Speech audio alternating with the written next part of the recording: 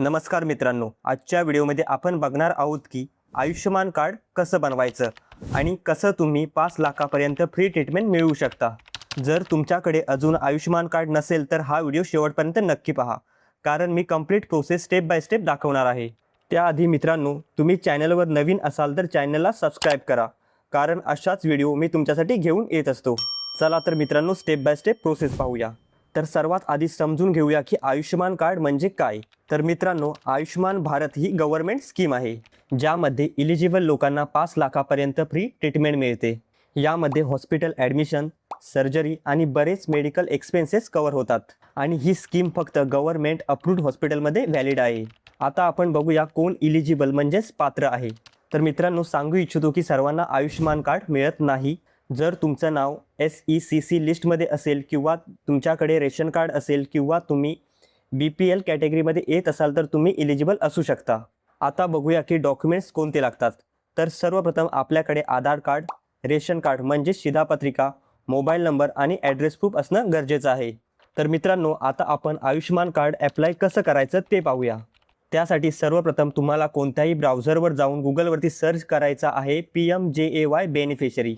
त्यानंतर तुम्ही येथे पाहू शकता की तुम्हाला येथे गव्हर्नमेंटची ऑफिशियल वेबसाईट मिळेल। ही वेबसाईट मी डिस्क्रिप्शनमध्ये सुद्धा दिलेली आहे, तुम्ही तिकडे सुद्धा पाहू शकता। तर तुम्हाला ही वेबसाईट ओपन करून घ्यायची आहे। वेबसाईट ओपन झाल्यानंतर तुम्हाला असा ओव्हरव्ह्यू दिसेल। तर तुम्ही इकडे पाहू शकता आपल्याला इकडे लॉग इन करणं अनिवार्य आहे। तर मित्रांनो, log in as a beneficiary select करून घ्यायचं आहे। त्यानंतर खाली दिलेला कॅप्चा टाकून घ्यायचा आहे। त्यानंतर आपल्याला एक मोबाईल नंबर टाकून घ्यायचा आहे, ज्याच्यावर OTP पाठवला जाईल। तर आपल्याला येथे व्हेरीफायवर क्लिक करून घ्यायचं आहे।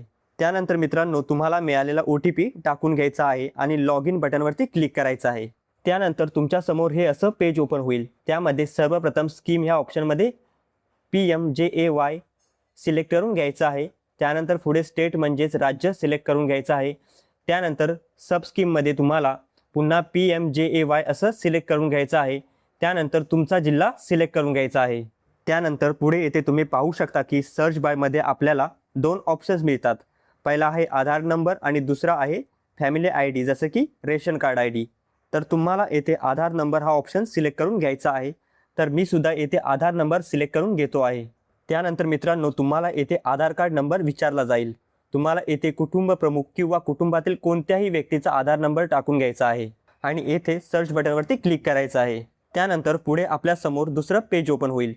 त्यामध्ये आपल्याला शिधापत्रिका म्हणजेच रेशन कार्डवर जे जे सदस्य आहेत त्या सर्व डिटेल्स इकडे पाहायला मिळतील, जसं की तुम्ही इकडे पाहू शकता।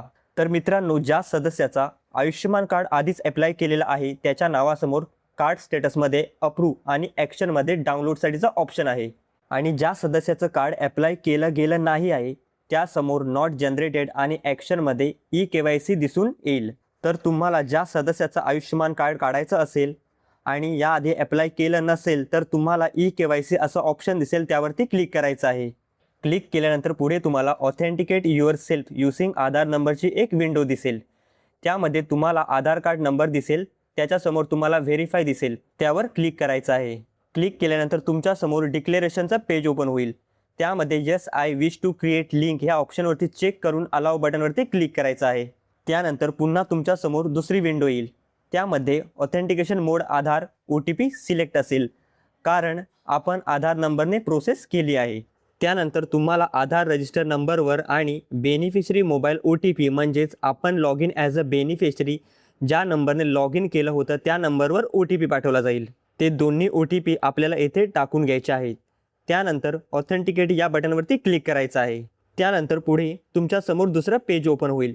त्यामध्ये तुम्ही इकडे पाहू शकता eKYC ऑप्शन दिसेल, त्यामध्ये आधार OTP हा ऑप्शन सिलेक्ट करून घ्यायचा आहे। त्यानंतर पुढे तुम्हाला आधार नंबर दिसेल, त्यापुढे तुम्हाला व्हेरीफाय ऑप्शन क्लिक करायचा आहे।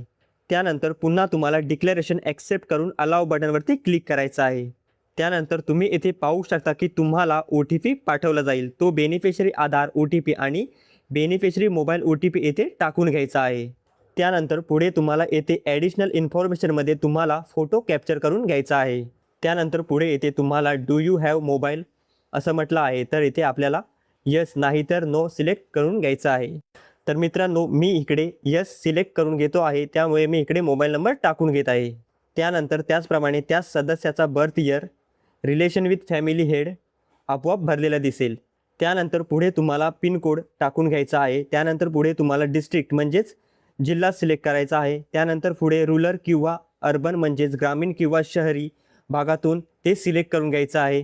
त्यानंतर पुढे तुम्हाला सब डिस्ट्रिक्ट म्हणजे तालुका सिलेक्ट करून घ्यायचा आहे. त्यानंतर पुढे विलेज सिलेक्ट करून घ्यायचं आहे. त्याचप्रमाणे तुम्हाला टाकलेला मोबाईल नंबरसुद्धा व्हेरीफाय करून घ्यायचा आहे. त्यासाठी तुम्हाला व्हेरीफाय बटनवरती क्लिक करायचं आहे. त्यानंतर OTP मिळेल, तो OTP पुन्हा टाकून घ्यायचा आहे. ही सर्व माहिती भरून झाल्यानंतर तुम्हाला सबमिट बटनवरती क्लिक करायचं आहे. त्यानंतर मित्रांनो, तुम्ही इथे पाहू शकता की आपल्यासमोर एक विंडो येईल. त्यामध्ये म्हटलं आहे की KYC is completed, please download Ayushman card after some time. म्हणजेच सर्व प्रोसेस झालेले आहे. काही वेळानंतर तुम्ही आयुष्यमान कार्ड डाउनलोड करू शकता.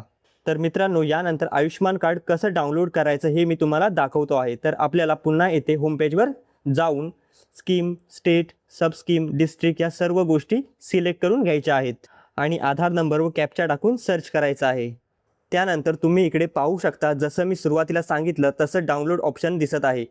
त्यावर क्लिक करायचं आहे. त्यानंतर पुन्हा अगोदर सांगितल्याप्रमाणे ऑथेंटिकेट करून घ्यायचं आहे. ऑथेंटिकेट करून झाल्यानंतर तुमच्यासमोर डाउनलोड कार्डची विंडो ओपन होईल. त्यामध्ये ज्या व्यक्तीचं तुम्हाला कार्ड डाउनलोड करायचं आहे ते सिलेक्ट करायचं आहे. त्यानंतर पुढे डाउनलोड कार्ड ह्या ऑप्शनवरती क्लिक करायचं आहे. त्यानंतर पुन्हा आधार OTP सिलेक्ट करून ऑथेंटिकेट करून डाउनलोड ऑप्शन क्लिक करून तुम्ही डाउनलोड या ऑप्शनवरती क्लिक करून डाउनलोड करू शकता. आणि एक महत्त्वाची गोष्ट लक्षात ठेवा की ही सर्व्हिस गव्हर्नमेंट फ्री आहे, म्हणून कोणत्याही फेक एजंटला पैसे देऊ नका. तर मित्रांनो, अशा प्रकारे घर बसल्या तुम्ही आयुष्यमान कार्ड अप्लाय आणि डाउनलोड करू शकता. तर मित्रांनो, हा व्हिडिओ तुम्हाला युजफुल वाटला असेल तर व्हिडिओला लाईक करा आणि अशाच इन्फॉर्मेटिव्ह व्हिडिओसाठी चॅनलला सबस्क्राईब करा. आणि काहीही डाऊट असल्यास कमेंट नक्की करा. तर भेटूया पुन्हा एका नवीन व्हिडिओमध्ये. तोपर्यंत धन्यवाद.